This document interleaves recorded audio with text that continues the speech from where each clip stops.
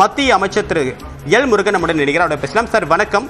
மும்மொழி கொள்கையை ஏற்றுக்கொண்டால் தான் நிதி என்பதை மறைமுகமாக மத்திய கல்வி அமைச்சர் தர்மேந்திர பிரதான் சொல்லியிருக்காரு. உங்களுடைய பார்வை, உங்களுடைய கருத்து என்னதுல? இன்னைக்கு ரொம்ப தெளிவா சொல்லியிருக்கிறாரு. அவருடைய ஒரு 4 பக்கம் லெட்டர் 3 பக்கம் லெட்டர்ல இந்த புதிய தேசிய கல்விக் கொள்கை எந்த அளவுக்கு நாட்டுக்கு ரொம்ப முக்கியமானது. இவங்க அரசியல் பண்ணக்கூடாது. அதாவது திரு ஸ்டாலின் அவர்கள் எதை எடுத்தாலும் அரசியல் நோக்கத்தோட அரசியல் கண்ணோட்டத்தோட பாக்குறதுனாலதான் இது இந்த புதிய தேசிய கல்விக் கொள்கை இம்ப்ளிமெண்டேஷன் தாமதமாகி போகுது. இதனால தமிழ்நாட்டில் இருக்கிற இளைஞர்களுடைய வாழ்க்கையானது பாதிக்கப்படுகின்ற சூழ்நிலையை உருவாக்கி இருக்கிறார்கள் திரு ஸ்டாலின் அவர்கள். என்னன்னா, புதிய தேசிய கல்விக் கொள்கையினுடைய அடிப்படையே இந்த ஆரம்ப கல்வியில தாய்மொழியை ஊக்குவிக்கிறது. அந்த தாய்மொழியை ஊக்குவிக்கும் மூலமாக தாய்மொழி மூலமாக கற்கும் பொழுது அந்த அவர்களுடைய கற்கும் திறன், அவர்களுடைய வெளிப்படுத்தும் திறன் இன்னும் அதிகமாகும். அதே நேரத்துல இப்ப சொல்லியிருக்காங்க, இந்த புதிய தேசிய கல்விக் கொள்கையானது ஒரு ரீஃபார்ம் ஆனது அல்ல. இது ஒரு டிரான்ஸ்பர்மேட்டிவ், ஒரு மிகப்பெரிய முன்னேற்றத்தையும் மாற்றத்தையும் குடிக்கக்கூடிய ஒரு புதிய கல்விக் கொள்கை. இந்த புதிய கல்விக் கொள்கை உலகளவுல இருக்கிற நம்மளுடைய இன்னைக்கு உலகம் முழுவதும் நம்மளுடைய தமிழ்நாட்டு இளைஞர்கள் எங்க வேணாலும் போய் அவங்களுடைய சாதிக்க முடியும். அதனாலதான் ஒவ்வொரு மாநிலம், இப்போ நீங்க உதாரணத்துக்கு உத்தரப்பிரதேசம் எடுத்துக்கோங்க. உத்தரப்பிரதேசத்துல இப்ப தமிழ் கத்துக் கொடுக்கறதுக்கான வாய்ப்பு இருக்கிறது. ராஜஸ்தான்ல தமிழ் கத்துக் கொடுக்கறதுக்கான வாய்ப்பு இருக்கிறது. அப்போ தமிழ் ஏற்கனவே நம்மளுடைய பிரதமர் அவர்கள் உலகம் முழுவதும் எடுத்துக்கொண்டு சென்றிருக்கிறார்கள். தமிழ் திருவள்ளுவருக்கு முதலாக சிங்கப்பூர்ல செப்டம்பர் 2024 திருவள்ளுவர் கலாச்சார மையத்தை தொடங்கி வச்சுட்டு வந்திருக்கிறார்.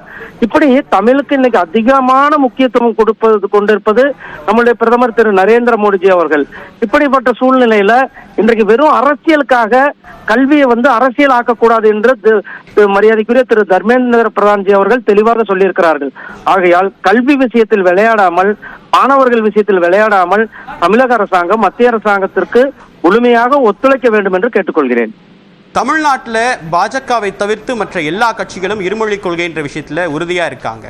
இப்ப செய்தியாளர்களை சந்தித்த துணை முதலமைச்சர் உதயநிதி ஸ்டாலின், இதுல என்ன அரசியல் இருக்கு? பாஜக தனித்து விடப்பட்டிருக்கு. இருமொழி கொள்கை விஷயத்துல மற்ற எல்லா அரசியல் கட்சிகளும் ஒற்றுமையா இருக்காங்க அப்படின்றத சுட்டி காட்டியிருக்காரு. இதுல என்ன அரசியல் இருக்கு அப்படின்ற ஒரு கேள்வி இருக்கு. எங்க கூட தமிழ்நாட்டு மக்கள் எங்க கூட இருக்கிறாங்க. மக்களுடைய விருப்பமாக இருக்கிறது. இன்னைக்கு மக்கள் எங்களுக்கு 3 மொழி வேண்டும் என்று வீடுகள்ல கோலம் போட்டு அவர்கள் தங்களுடைய கோரிக்கைகளை வெளியேற்றி இருக்கிறார்கள். மாணவர்கள் வெளியில எங்களுக்கு 3 மொழி கொள்கை வேணும் என்று மாணவர்கள் வெளியில இன்றைக்கு அவர்களுடைய கோரிக்கையை சொல்ல ஆரம்பித்திருக்கிறார்கள். நான் ஒரு விஷயம் கேட்கிறேன். மெட்ரிகுலேஷன் ஸ்கூல்லையும் சிபிஎஸ்இ ஸ்கூல்லையும் 3 மொழி இருக்கும் பொழுது அரசு பள்ளிகள்ல படிக்கிற ஏழை எளிய பட்டியலின மாணவர்கள், வறுமைக்கு கோட்டுக்கு கீழ் உள்ள மாணவர்களுக்கு ஏன் இந்த வாய்ப்பு புறக்கணிக்கப்படுகிறது? இது நான் ஒரு நவீன தீண்டாமையாக தான் நான் பாக்குறேன். பணம் வச்சிருக்கிறவங்க போய் சிபிஎஸ்இ ஸ்கூல்ல எத்தனை லாங்குவேஜ் வேணாலும் படிக்கலாம், அதுல எந்த தப்பு இல்லை.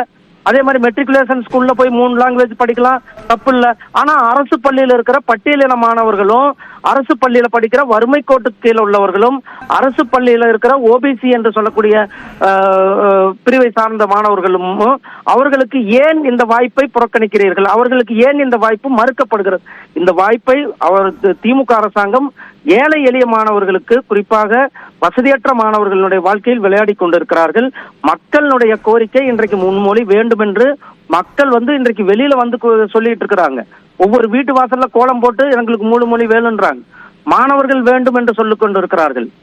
சரி, உங்களுடைய கருத்தை ஒரு வாதத்துக்கு ஏற்றுக்கொண்டாலும் கூட 40 லட்சம் மாணவர்கள், ஆசிரியர்களுடைய வாழ்வாதாரம் பாதிக்கப்படுது. அவங்களுக்கான கிடைக்க வேண்டிய நிதியும் அடிப்படை வசதியும் கூட மத்திய அரசு நிதியை கொடுக்காதனால பாதிக்கப்படும் அப்படின்ற சூழல் ஏற்படுறது அப்படின்றது மத்திய அரசாங்கம் ஏற்படுது. மரியாதைக்குரிய திரு தர்மேந்திர பிரதான்ஜி அவர்கள் ரொம்ப தெளிவாக சொல்லி இருக்கிறார்கள். இதுல யாருமே பாதிக்கப்படுவதில்லை. ஒரு நிதி ஒதுக்கும் பொழுது அந்த நிதிக்காக சில கண்டிஷன்ஸ் இருக்கும். ஏற்கனவே பிஎம்சில கையெழுத்து போட்டு நாங்க கையெழுத்து போடலாம்னு சில கண்டிஷன்ஸ் இருக்கும். அந்த கண்டிஷன்ஸ் ஒத்துக்குவாங்க. அதாவது புதிய தேசிய கல்விக் கொள்கை எந்த இடத்துலயுமே இந்தியை திணிக்கவில்லை. நான் மறுபடியும் சொல்றேங்க, எல்லாரும் மறுபடியும் சொல்றாங்க, இந்தியை எந்த இடத்துலயும் நாங்கள் திணிப்பதில்லை. அதாவது புதிய தேசிய கல்விக் கொள்கை மூலமாக இன்னொரு மொழியை, அது தமிழாக இருக்கட்டும், ஹிந்தியாக இருக்கட்டும், சரி ஹிந்தி இல்ல, தமிழாக இருக்கட்டும், தெலுங்காக இருக்கட்டும், மலையாளமாக இருக்கட்டும், அல்லது கன்னடமாக இருக்கட்டும், அல்லது அஸ்ஸாமி, எந்த ஒரு மொழியாக இருக்கட்டும், அல்லது வெளிநாட்டு மொழியாக பிரான்ஸாக இருக்கட்டும், ஜப்பானீஸாக இருக்கட்டும், இப்படி ஒரு மூன்றாவது ஒரு மொழியை தான் நாம் இங்கு சொல்ற மொழியை, ஹிந்தியை நாம் எந்த இடத்துலயுமே சொல்லுவதில்லை. ஹிந்தியை திணிப்பதில்லை, ஹிந்தி படிக்கணுன்ற கட்டாயம் இல்லை. ஏதாவது ஒரு மொழி மூன்றாவது மொழியாக படிங்கள்.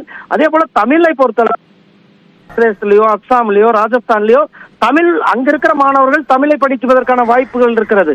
ஆகையால் நீங்கள் மும்மொழி கொள்கை அனைத்து மாநிலங்களும் ஏற்றுக்கொண்டிருக்கிறார்கள். அனைத்து புரோகிரசிவ் அவர்கள் முன்னேற வேண்டும் என்று, இளைஞர்களை தயார்படுத்துவதற்கு உலகளவிலான காம்படிஷன் அவர்கள் செல்ல வேண்டும் என்று மும்மொழி கொள்கையை ஏற்றுக்கொண்டிருக்கிறார்கள். ஆனால் தமிழ்நாட்டு இளைஞர்களை இன்றைக்கு பின்னோக்கி செல்வதற்காக வேலையை திரு ஸ்டாலின் அவர்களும் அவர் துணை முதலமைச்சர் அவர்களும் செய்து கொண்டிருக்கிறார்கள். உங்களுடைய கருத்துக்களுக்கு மிக்க நன்றி திரு எல் முருகன்.